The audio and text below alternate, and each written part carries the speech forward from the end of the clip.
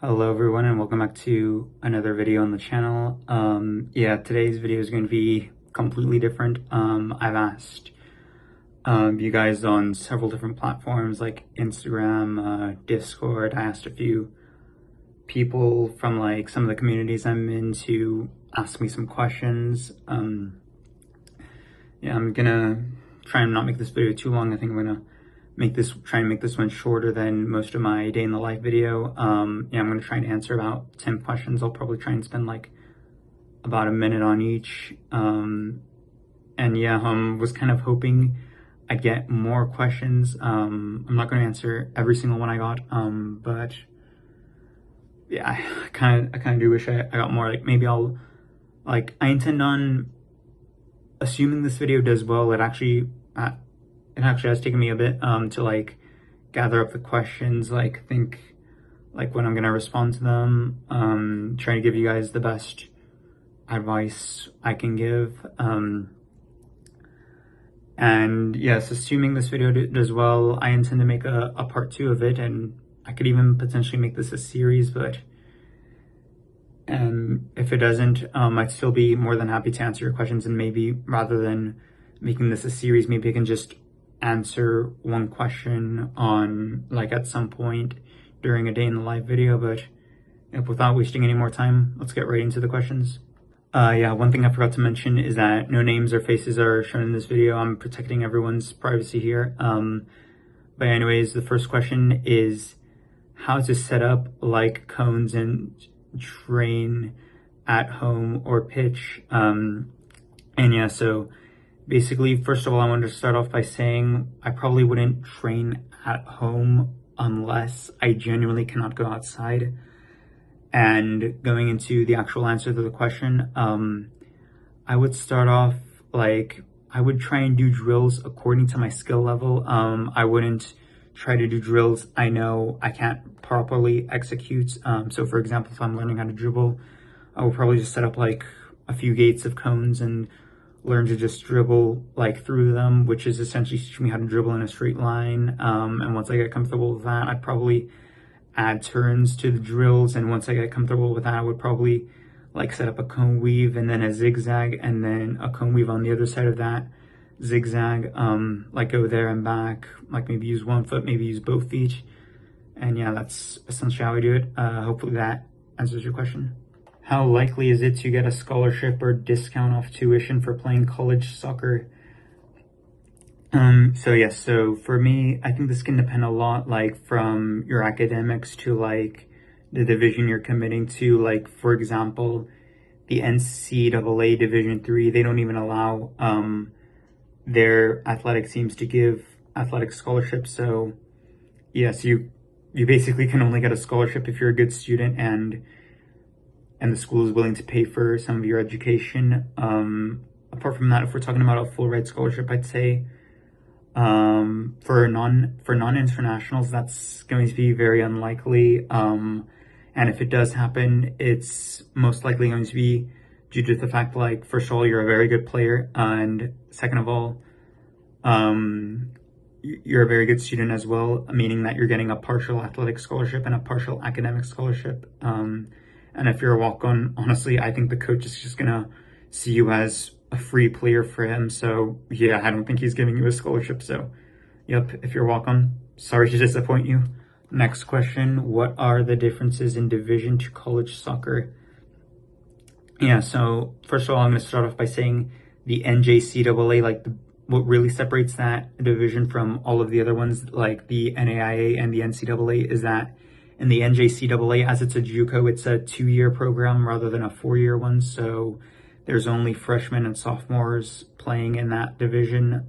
I want to say in the NCAA, there's 3 divisions. The lower the number, the higher the level of play. And yes, on paper for me, the NCAA Division I, that's the very highest level you can play at, but that doesn't necessarily mean they will smoke every single team in all of the other divisions. For example, I really believe that the very best teams in the NAIA and the NCAA Division 2 and 3. I believe like the very best teams in those divisions could compete and probably even beat some of the worst NCAA Division 1 teams.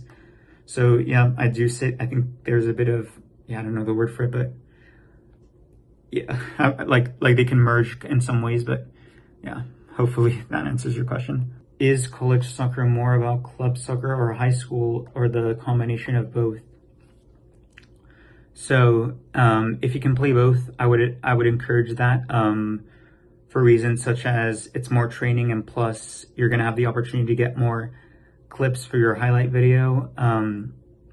But if you have to pick one or the other, I'd say you definitely want to pick club soccer, because they're generally the ones who go to showcases where that are going to be attended by college coaches, meaning you can invite them ahead of time to your game to come and see you play, which is how I got 2 of my offers, by the way.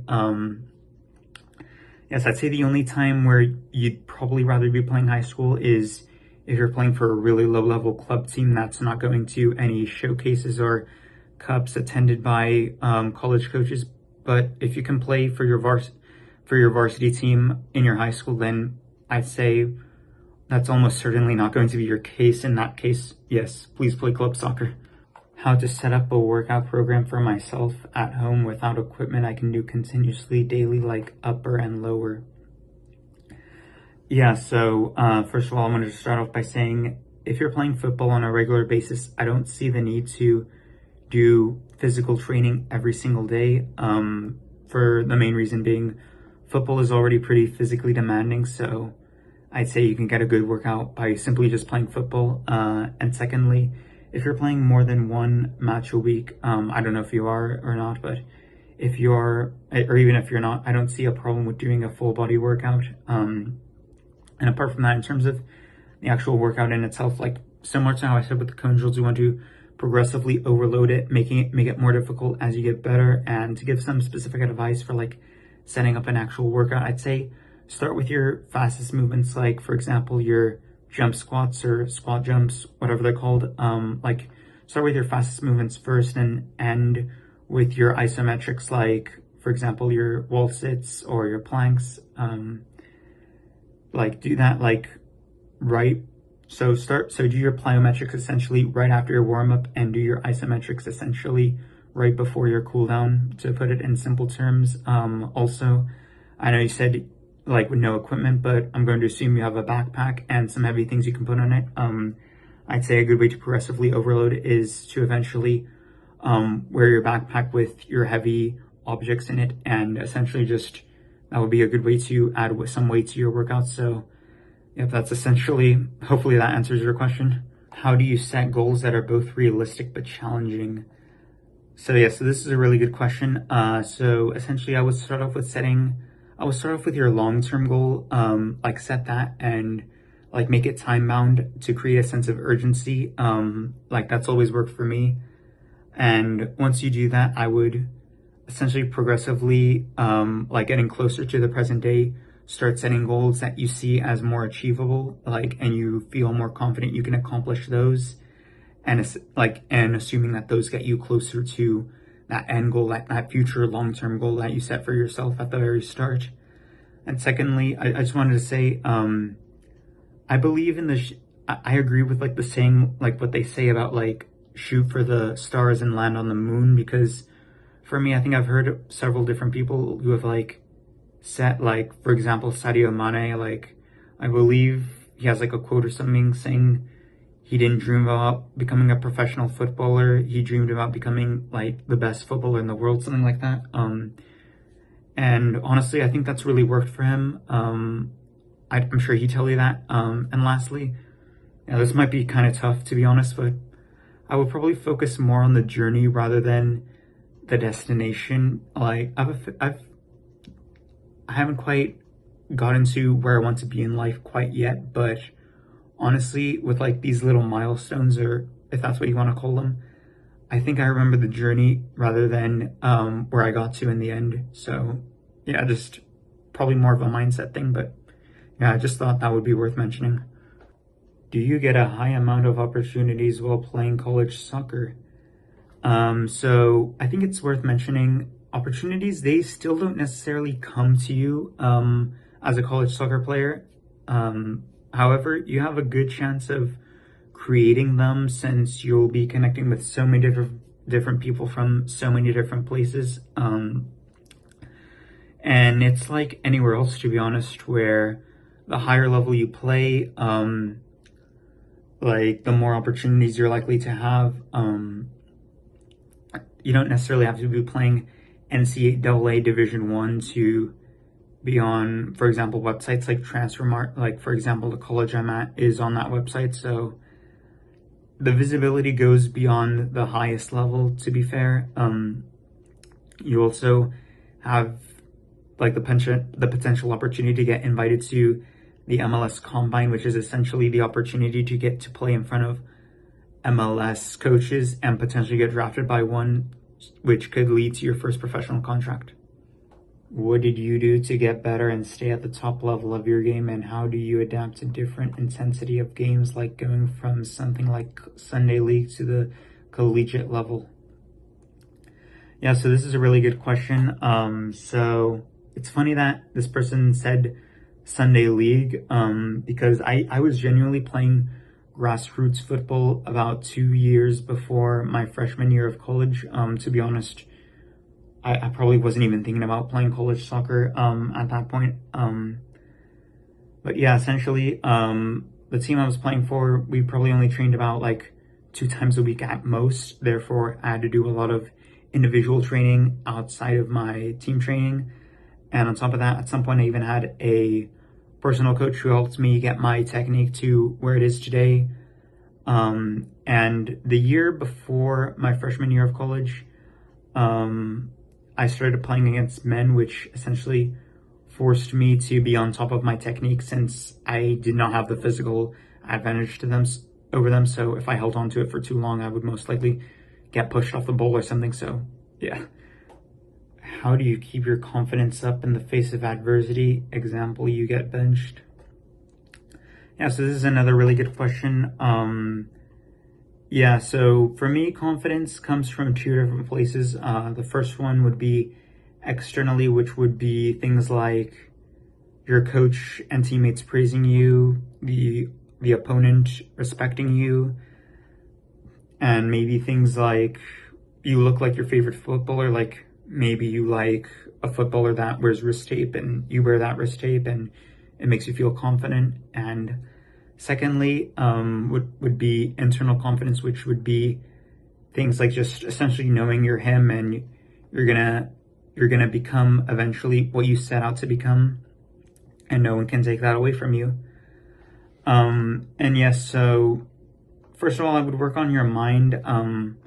So I'd say meditating, journaling, visualization, like that's all great. And also, I say last of all, to kind of change your view towards setbacks. So like, for example, you said you get benched. Like, it's easy to look at that as a negative, as of course you want to play. But for me, you have to see the positive in it, which is essentially that shows you're not necessarily quite on that team where you know you're going to play every minute of every match. And if you're looking to become the best footballer you can be, honestly, for me, that has to be a positive. Okay, so last question. Aside from playing soccer, what is the actual experience like of playing college soccer? Example, away trips, long distance trips, in general, connections with teammates, etc. So for me, aside from playing soccer, obviously, for me, the academic side of college is most of the experience, apart from college, or apart from soccer, of course. Apart from that, I'd say, yes, it really is the friends that you make. It's much easier to make friends. I mean, I cannot really say I know what it's like trying to make friends as a normal college student, as of course I haven't quite experienced that, but I would imagine it's much more difficult, as essentially you're not quite, because since I'm an athlete, it's almost like I'm already on a club with people I'm going to spend at least almost certainly around 10 hours a week at least with, and like I'm gonna want to get along with, because we're all trying to win. We're all part of a team. It's also, to some extent, I almost feel like it almost makes it easier to like make friends on people for like who are like maybe on another sports team, especially if they're like soccer where they have a lot of internationals. It seems to me like, at least at my college, that those specific sports teams are the ones who get along with us the most. And essentially, and although this isn't necessarily something I'll probably remember in like 10 years or whatnot, it's pretty cool. It's pretty cool. I don't think there's any denying it's pretty cool to be excused from class because of an away trip. You have to go play a game, represent the school. All right, guys. Well, that's essentially all the time I have for this video. Don't want it to be too long. Yeah, it's possible it'll be slightly longer than I intended it to be. But essentially, if this video does well, I might make a part 2. I might even make this a series. If this isn't the kind of video you enjoy, like, I would still, like, I really want to help you guys out. If you have any questions you want to ask, I'd say if this isn't really the kind of content you want, I'd say the best way for me to help you guys out essentially for free would probably be like for you guys to start leaving questions in the comments of my videos. It can be anyone. If I don't see it, honestly, like, I don't get a ridiculous amount, so if I don't see it, that would be a bit strange. And essentially, maybe at some point in one of my day in the life videos or whatnot, or any other kind of video, if it's related to the topic at least, I might just take a little break and briefly answer it for you guys, maybe even in some more detail. You might have been able to tell I kind of had to. I ended up giving some more detailed responses than I ended up intending for, but yes, I also had this idea of bringing someone else on, and maybe we could both like give an opinion. I think I actually mentioned this in some of my answers I gave. I do have a fair amount of connections with some people who play or have played at a high level and have been there and honestly have achieved more than I have and could probably give you a better answer than I could. So yep, hopefully you guys enjoyed this video. If you did, please leave a like, please share, and please subscribe if you haven't already. Thank you so much for watching, and I'll see you in the next one. Take care.